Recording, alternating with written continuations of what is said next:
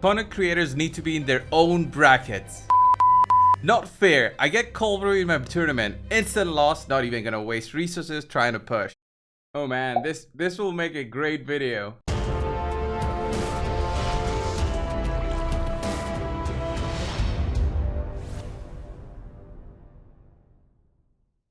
Hey guys, Coldbrew here, back with another raid video. We're gonna go over a Facebook post I saw earlier today. Gonna have some fun with the comments, and then we're gonna talk about a little bit more in depth about the reality of what's in discussion, right? So to get you guys up to date with what's happening, there's a champions training tournament right now going on for the past 4 days for Nut, whatever you guys want to call him.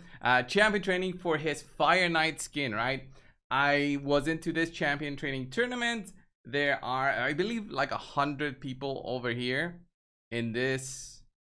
100, maybe 200? No, 100 people over here trying to compete for the skin. And obviously, when these tournaments pop up, not everybody wants to compete, all right? Actually, my tournament seems to be the easiest one, or one of the easiest ones. If we check on the global leaderboards, I'm probably not even in the top 100. So if you are in the top 100, then you know you're in one of the more difficult ones. Look at that, 40,000. So what are these champion training tournaments? We always have them either providing like a champion or a skin, and then you see the big numbers. That's when you see the big numbers in champion training. We didn't have, I believe, any champion training which didn't involve like such a big reward that still people pushed a lot. I think maybe once we had an internal soulstone, and that was the only case where it was, again, not really justified. So the skin, probably the skin will be offered for $20, $30, or even $40.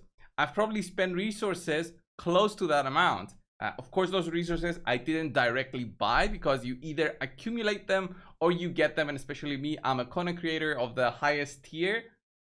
I'm not trying to brag, but there's 3 tiers of content creators by Plarium. So if you have like 1,000 subs, you're tier 1. I believe 2 or 4,000 is tier 2, and then 8,000 is tier 3. So highest tier, 8,000 subs plus if you get a certain amount of 1,000 views, guys, per week, then you are eligible to stay within the highest tier, and you get some rewards, which I'll put right here on the screen. These are worth about, I want to say, $70 to $80, and we get them every week. So if you really count that up as things that I would have bought, then yeah, it would have equaled to me being a spender of about $300 maybe per month. But I get all of those by Plarium, plus whatever I get from just being a veteran player, right? So let's go over to the funny comments, right? Without further ado, let's go over to the funny comments. So let me see. I made a big folder of these comments, and of course I've hidden the surnames of the people here. So Andrew, he says, I've been preaching this. Yes, Andrew, you've been preaching this. Well, it's a known fact. Content creators have been this discussion is not the first time that has happened about the content creators being in a separate tier than others, and is it fair for content creators to be competing with others? I think it should be totally fair. I mean, it's another way for you guys to see that, oh, this player I know for sure has more resources than maybe me, right? Or this player I know for sure I can beat, because not all content creators want to compete for a tournament, and not all of the content creators care. So it's very easy to just send them a message. Like for me, if you sent me a message, if there was like a champion in there that you might have really wanted, and you send me a message, I would think this twice before pushing. But if it's a skin, it's a little bit different, because it's a cosmetic. So it's not like I had it already and I'm going for a second one, right? So anyway, yeah, you've been preaching this. Many people have been preaching this in the past, and many people have also preached that they give zero care about content creators being in these kind of tournaments. Honestly, placing in content creators in the same tournament would have been boring, because I know content creators who spend a lot more than me. I know content creators who spend a lot less than me, and although it would bring some sort of competition between us, I don't know. It would feel a little bit weird to be competing with them every single time. Next one, from Boris right here, who's actually an admin of that Facebook group. It's true, the fact that they are given resources by Plarium makes it unfair. But there's not much in a raid that's actually fair due to all the pay to win mechanics. That is absolutely true, Boris. If I wasn't given the resources and this was something that I really wanted, I would have bought packs to do it. And I think I did it with previous champion training tournaments like the Krisk one, because like the Krisk one, I even bought the 1 month of the raid card that gives you like 20% more extra experience. So I did do some spending, even though I won it pretty much the first couple of days. I still did some spending when I pushed. So yeah, it's kind of true that the pay to win mechanics make this an unfair race from the get-go. If not cold brew, you'd be against some mega whale with the same results. Not necessarily mega whale, but any spender really who spends an amount that he says, okay, I'm gonna dedicate this for the skin. Then yeah, that's what would happen. Next one up, my clanmate is in the same dragon tournament with the #1 leaderboard, dude. Lol. Yeah, this doesn't relate directly to this one, right? To this champion training tournament that I'm in, but this is the reality of these. You are pulled into a, I believe, random amount of players. I doubt that Plarium pulls them based on spending. If they did, they would pull in, like, I would guess, a couple of whales in every bracket, and in that way they would encourage the competition between them, and that will lead to more spending, right? But it doesn't seem like the case. It seems that it's completely random for the most part. But anyway, yeah, it's for the most part, I believe it's completely random. You either get in a random tournament that you know for sure from the first hour that you're not gonna win, or not. So let's carry on with the next comment. It's just a skin, dude. Ain't gonna help you with anything in the game. Absolutely true. It's just a cosmetic, but still, I see both sides of it. It's a skin, but also players, if they see the value of it for whatever reason, they want to have it for, oh, I just want to have the skin. Well, yeah, you just go for it, right? One thing I want to say is that these skins are not unique in the sense of this will be the only champion training tournament or the only way that you'll get it. We had in the past this skin right here, guys. I'll show you, for Trunda, which I know for sure was there were a couple of events that offered it, like 50% of the skin, if I remember. It was fragments of the skin, right? This blue Trunda skin, ice break skin, and the other 50% I think was through a champion training tournament. I might be mistaken, guys, but this was offered like that in the beginning, and then the second time this was out was through a tournament and they gave the skin directly. So there's multiple different times that they might have this available, and there's gonna be always skins added into the game that might be a little bit different or a little bit better, depends on how you see them. Honestly, skins in this game are kind of on the expensive side. Even like if they put it on $10, I think it's a little bit on the expensive side. It depends on the champion, how much you feel close to that champion. So let's continue on with the next one. I think this is the final one of the really comments that I wanted to show by Quinlan here. Honestly, going any higher than getting 20 prism is a waste. Yeah, this tournament, guys, had I think we had like a 10,000 maximum where you would get the prism. No, 10,000 was the book, so I think 8,000 for the prism. So yeah, you see there, is it worth it? Is it not? The prism, it's like a $4, $5 worth by Plarium. For me, it's even less because it's so random and there's no mercy, so you're just pulling randomly. I don't know if Plarium's gonna change this anytime soon. The legendary books are legendary books. They're kind of worth it. You see people like slowly going all the way to the 10,000 there.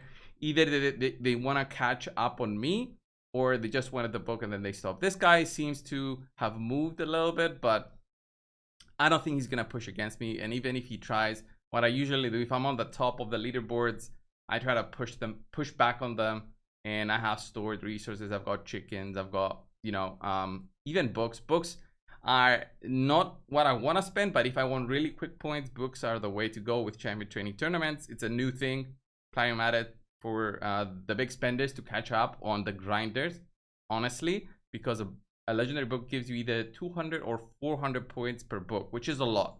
It's a lot. It doesn't make sense because it's champion training. It's not champion skill booking. And how many points? 200 points. Yeah, 200 points, and then you get 300 for the rank up. So it's a ton of points. And if you are a whale, you probably have like hundreds and hundreds of books. But the biggest, I would say, whale point is when you have brews, guys. Brews are way more difficult to acquire than you guys think. Although you might be doing your clan boss every single day, when you are doing it every single day and you do 3 or 4 bosses every day, you accumulate those brews, which are very hard to buy. All right, like look at this pack. This is a $30 pack. I think that the most expensive version of this would be $100, and it would have maybe 90 brews and void brews, which are not as useful as the normal brews because you don't get as many void champions. And the majority of the packs do not offer brews directly, or you wouldn't go for those packs. So the only way for you to get brews is through some of these random packs or some of the rewards that you get, but mostly you're gonna be getting them from clan boss. And when you slowly accumulate thousands of the brews, it makes it very easy when you see that you're falling behind to just go, oh, this is my 6-star. I'll give him, let's say, well, not so many, but I'll give him, let's say, 12 on the 6-star, and that's gonna give me immediately a certain amount of points. Does it show here? But it's 32 times 6, so that's like what? Immediately I got 200 points. I think it's 6 points per level for the 6-star. 8 points. So 32 times 8. Yeah, I got 250 points like that immediately because of a couple of brews that I threw in on a 6-star. And if you do that over like an hour, if you have saved up, as I usually do, I save up a lot of chicken champions. So it's like this, guys. My vault looks like this. So I have 5 stars, 5 stars here. These are not a lot, by the way, but I have a lot of these, 5 stars ready to be, brewed up.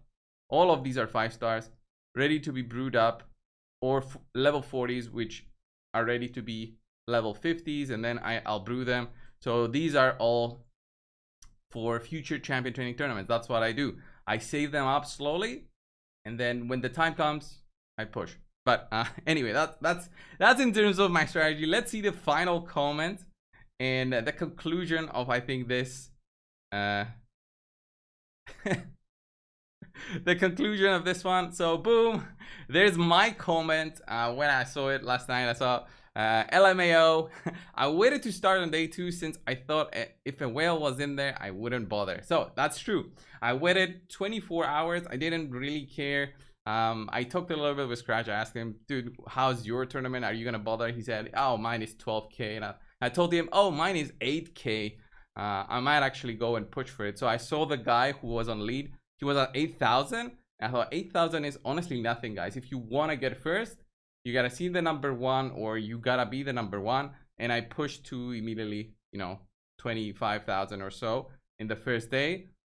It took some time, but I did that so that I would have a gap between number 2, and then I could monitor the situation and push accordingly so that they wouldn't have a chance to push against me.